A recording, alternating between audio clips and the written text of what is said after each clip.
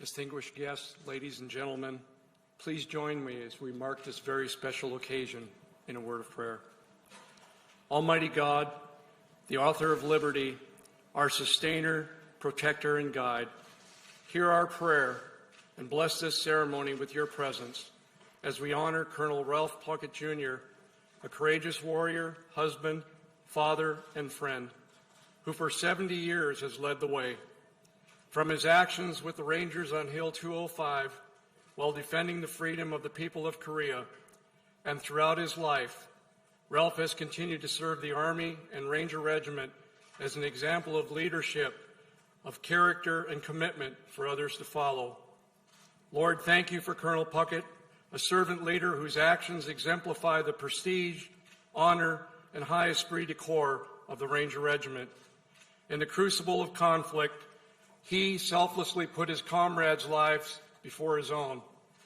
Today, as he accepts our nation's highest military honor for value, may his words of encouragement spoken to many over the years continue to ring true. Be proud, but never satisfied. Bless Ralph, his loving and devoted wife of 68 years, Jean, family, fellow Rangers, comrades, and others today in spirit. Lord, let Ralph's life, legacy, and this very medal that is placed around his neck inspire us all in challenging times to lead the way. We thank you for the blessings of freedom and those who serve to preserve and defend it. It is in your majestic and mighty name I pray. Amen.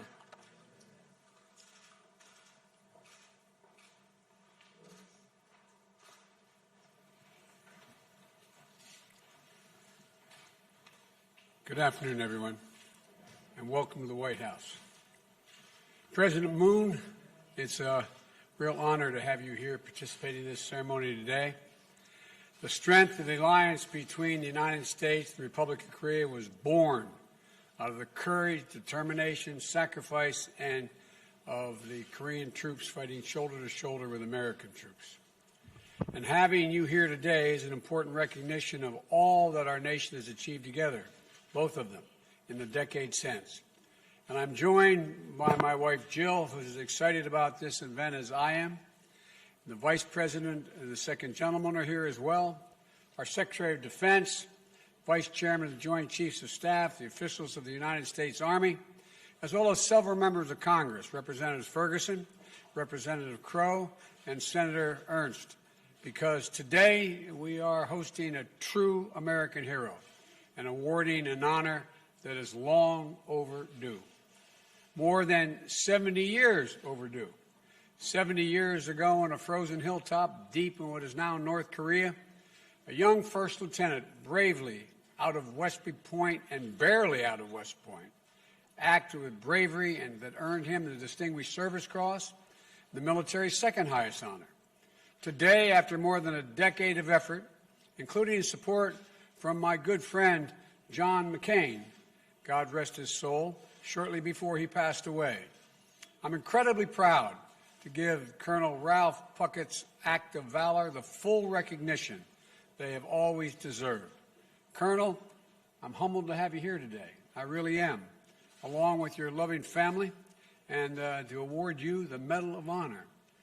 And though I understand that your first response to us hosting this event was to ask, why all the fuss?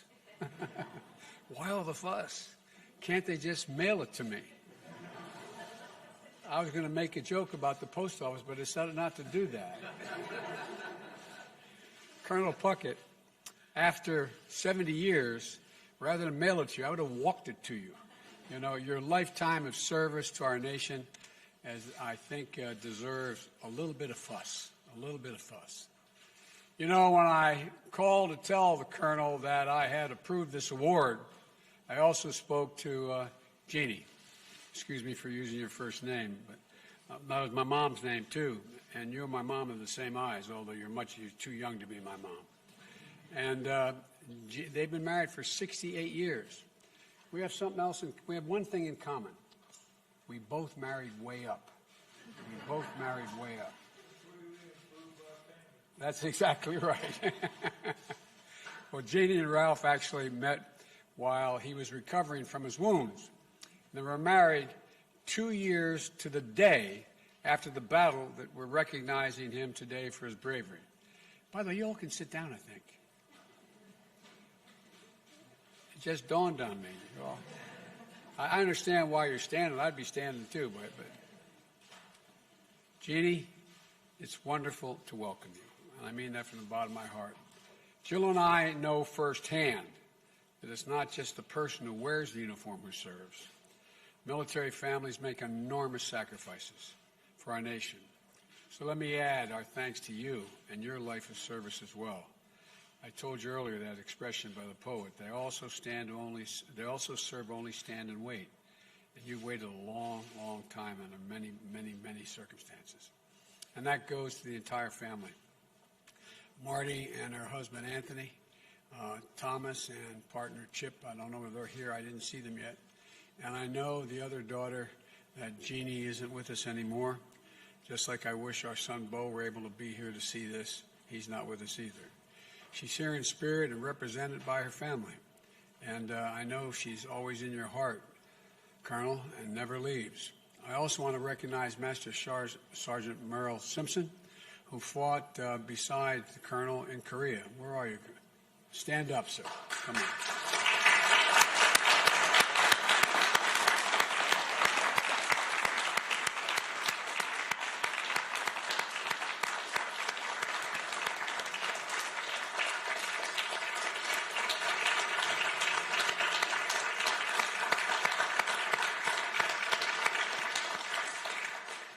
Who made the trip to Washington today to represent all of their fallen brothers from the 8th Army Ranger Company. It's an honor. It's an honor for all their memories as well. Hill 205 was just 60 miles from the border with China, and then Lieutenant Puckett and the Rangers had their orders to take that hill. As a young officer, Lieutenant Puckett knew that something wasn't quite right. The intelligence briefing indicated that there were 25,000 Chinese troops in the area, outnumbering U.S. and Korean forces 3 to 2. And Lieutenant Puckett, though thought the numbers for the attack didn't align with the basic military doctrine, Lieutenant believed in the fundamentals. It was how he trained his men. It's how he'd handpicked them. Chosen from the ranks of cooks and clerks and mechanics to the first Ranger Company since World War II. Physical conditioning, tactical training, working as a team. Get the basics right, then build from there. But Lieutenant Puckett also believed in being there for the fight. He volunteered for the Army Corps Enlisted Reserve to try to join to fight in World War II. He volunteered to go to Korea instead of the safer posting in Japan. He volunteered for the new Ranger Company, and then he prayed, "Dear God, don't let me get a bunch of guys, good guys, killed," when he was chosen to command that company. So on the morning of November 25th, 1950, mounted on the decks of the tanks, 51 of Puckett's Rangers and 9 Korean enlisted soldiers set out to take Hill 205. To make their charge, they had to cross about a half a mile of frozen rice paddies under fire. And when the enemy machine gunners slowed the Rangers' advance, Puckett risked his life by running across the area to draw fire that would reveal where the location of the nest. He did it once, he did it again. It took 3 runs, intentionally exposing himself to the enemy to pick off the gunner. Of course, Colonel Puckett had developed a dangerous hobby, as he recounted in his book, of challenging himself to run in front of speeding cars when he was 4 years old.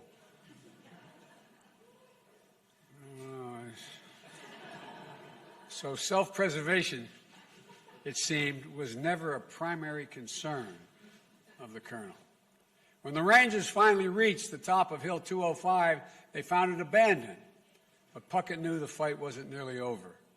His men established a defensive perimeter and then went to coordinate the artillery support he was sure they would need.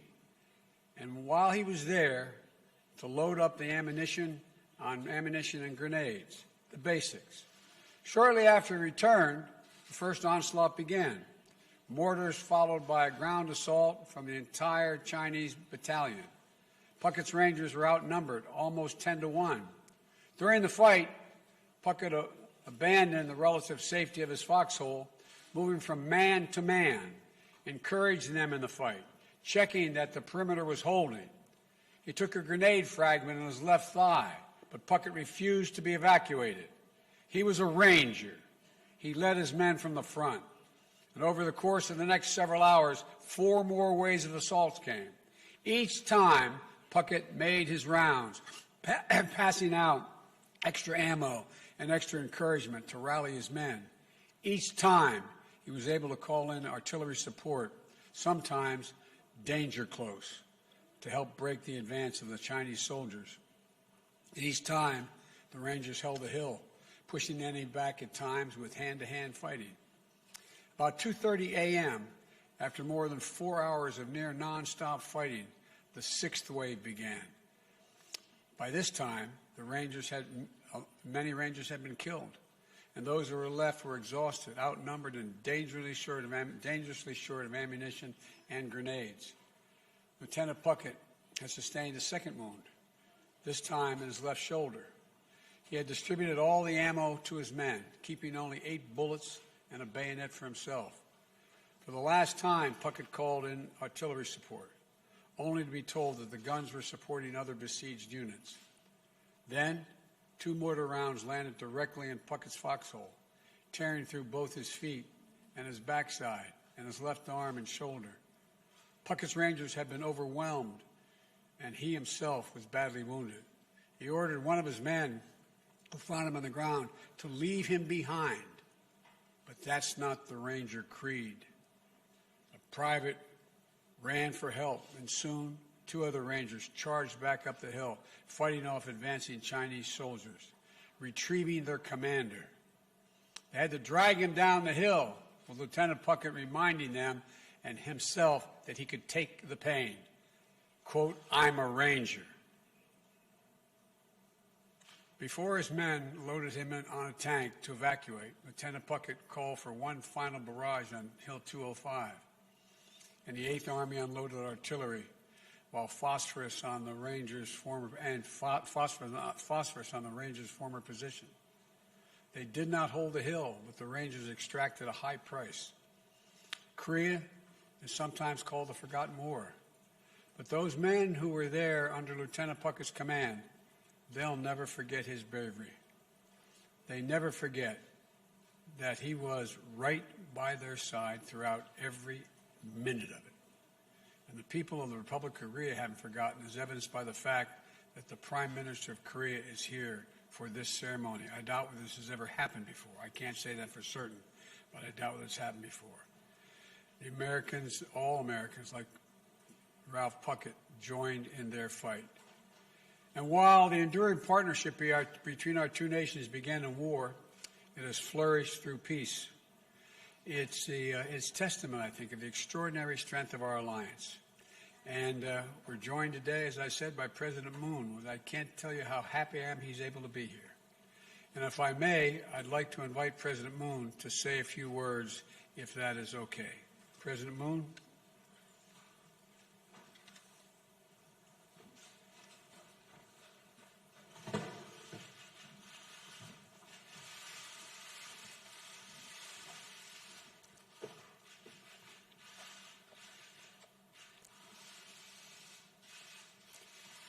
바이든 대통령님 감사합니다.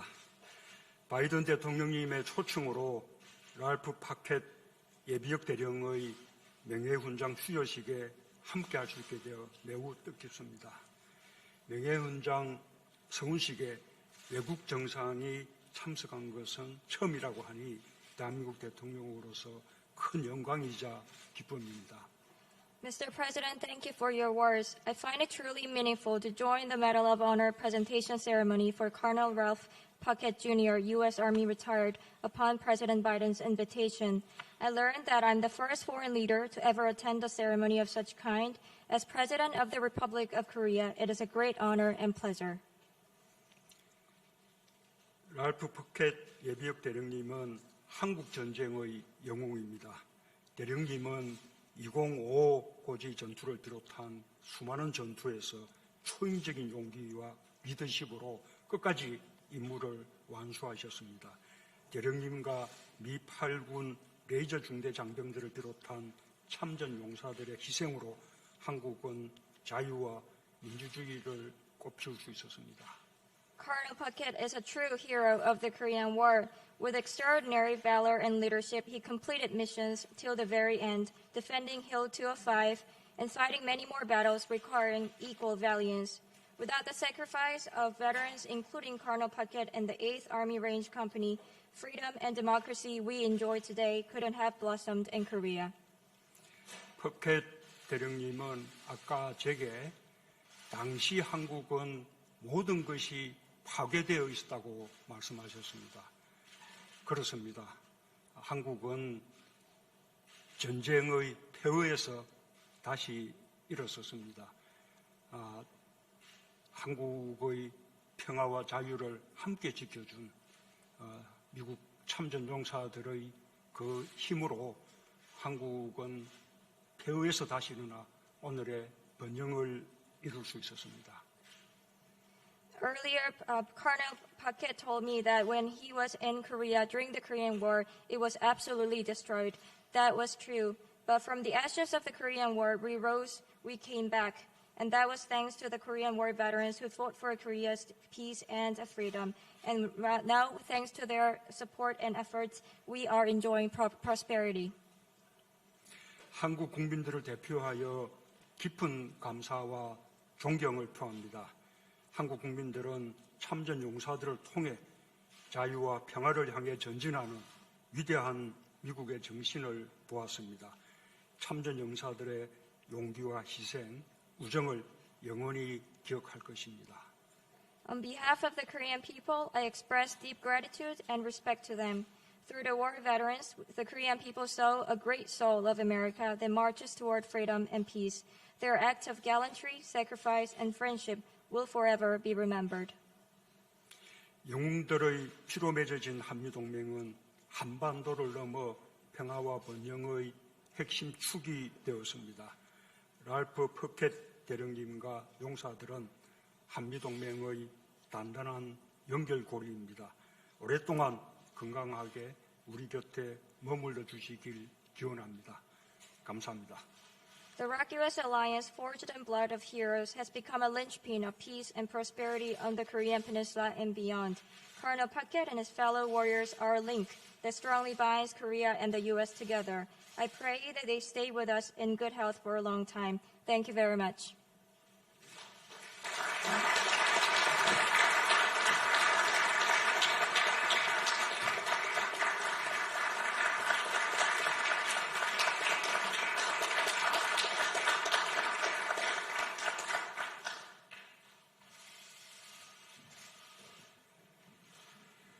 Well, thank you, President Moon. Now, I'd be remiss if I didn't note that Ralph Puckett's service to our nation did not end in the Korean War.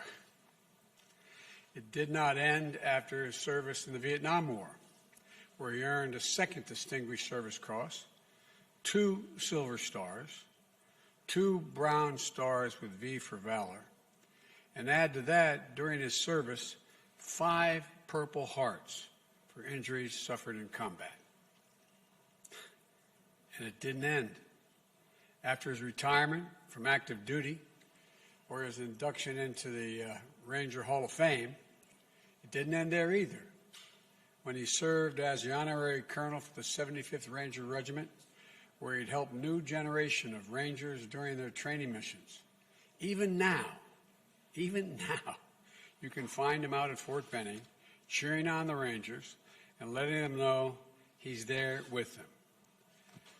Over his career, he mentored countless young people.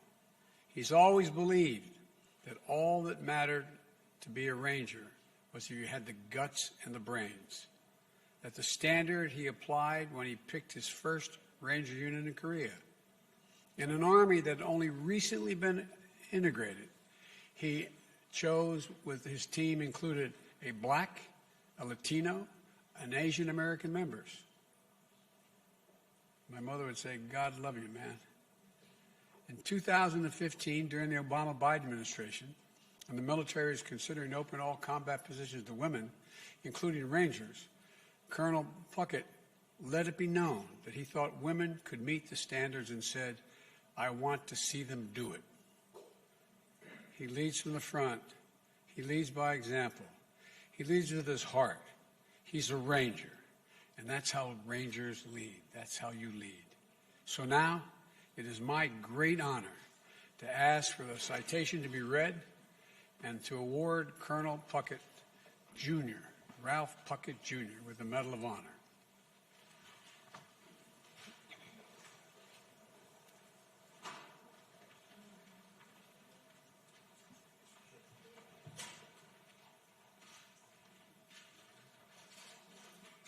The President of the United States of America, authorized by Act of Congress, March 3, 1863, has awarded, in the name of Congress, the Medal of Honor to First Lieutenant Ralph Puckett Jr., United States Army, for conspicuous gallantry and intrepidity at the risk of his life above and beyond the call of duty.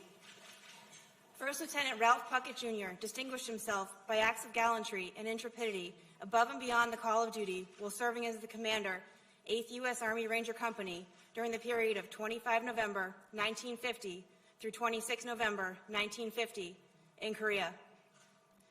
As his unit commenced a daylight attack on Hill 205, the enemy directed mortar, machine gun, and small arms fire against the advancing force.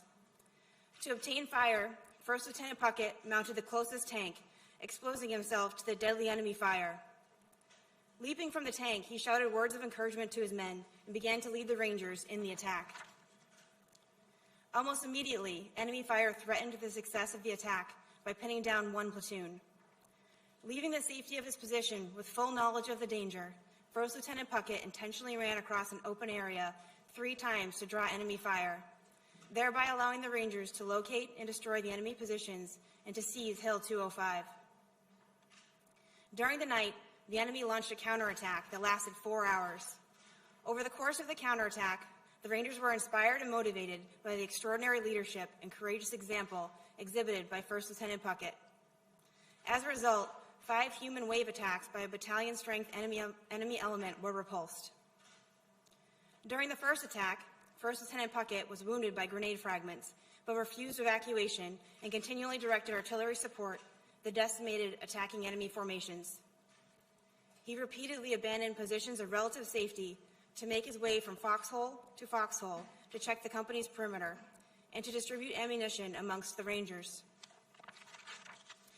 When the enemy launched a 6th attack, it became clear to First Lieutenant Puckett that the position was untenable due to the unavailability of supporting artillery fire. During this attack, 2 enemy mortar rounds landed in his foxhole, inflicting grievous wounds which limited his mobility. Knowing his men were in a precarious situation, First Lieutenant Puckett commanded the Rangers to leave him behind and evacuate the area. Feeling a sense of duty to aid him, the Rangers refused the order and staged an effort to retrieve him from the foxhole while still under fire from the enemy. Ultimately, the Rangers succeeded in retrieving First Lieutenant Puckett, and they moved to the bottom of the hill, where First Lieutenant Puckett called for devastating artillery fire on the top of the enemy-controlled hill.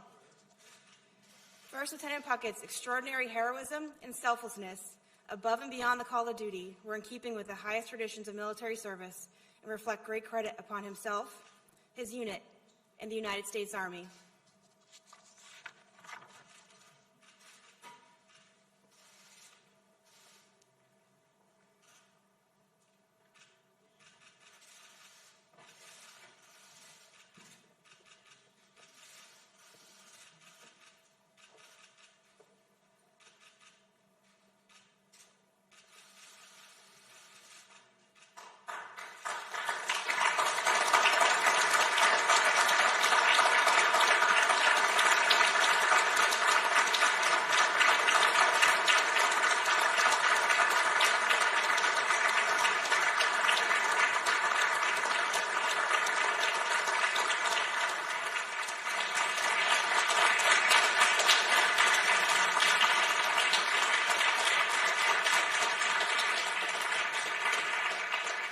Let me invite the family up. Come on, get the family up here. All of you, including the grandkids.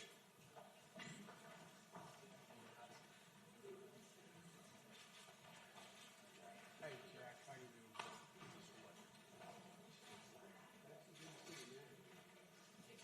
Hey, Chip. I'm Tony. Hey, Tony, how you doing?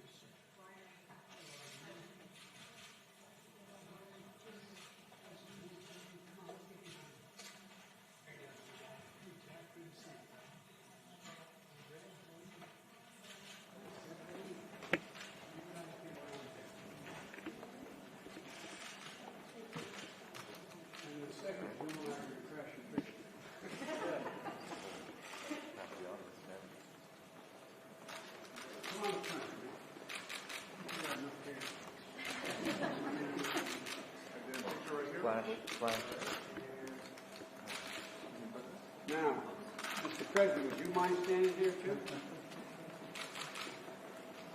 that okay? All right. Billy, come on up.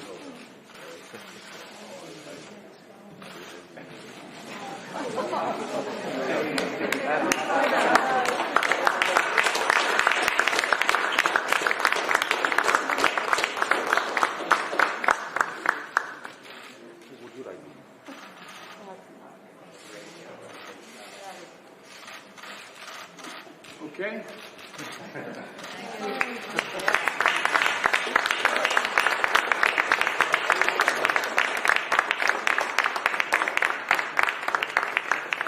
Stand behind you. Sir? As they say in Southern Bell, you've done good with this thing. Thank you. They could have put that on with me. Thank you, thank you, thank you. It's very honor for both of us to be able to do this. Thank you. Thank you. Appreciate it. Thank you. You running out on us? Okay. Well, Ladies and gentlemen, please join me as we conclude today's ceremony. I would offer Colonel Puckett, you may be 94, but I see the same grit and determination of a young lieutenant in your body and vesture. Please join me in a word of prayer. Most holy God, as we leave this ceremony, inspire and encourage us to greater acts of service to our nation and our Army's people. Give us the fortitude to always give 100% and then some. May you bless Colonel Ralph Puckett Jr. as he joins the pantheon of heroes who have distinguished themselves through selfless acts of bravery. May his leadership and legacy be a waypoint for us to follow. Keep us all strong in spirit and give our leaders wisdom as they serve our nation's people. Bless and protect our armed forces as they preserve our precious freedoms. Keep the lamp of liberty burning bright on the United States of America, our allies around the world as well. I ask these things in your most blessed and holy name. Amen. military protocol. Come on up and say hi. Well, the Vice President's standing. What am I talking about? Vice President?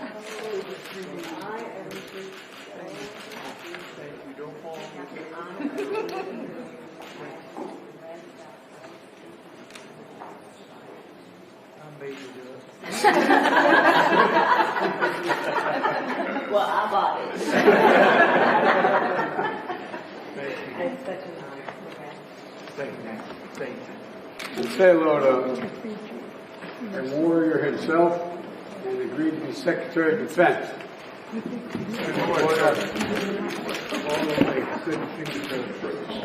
Thank you.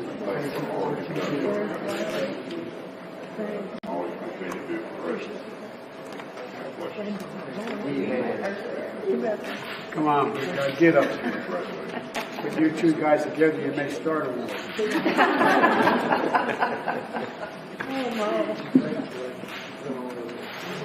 Come on.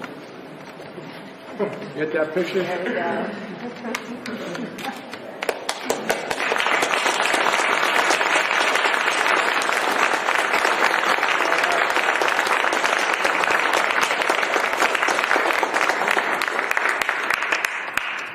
Maybe if there's time, we can walk out that Maybe the general may come back and say hi, and we will. If not, okay. All right.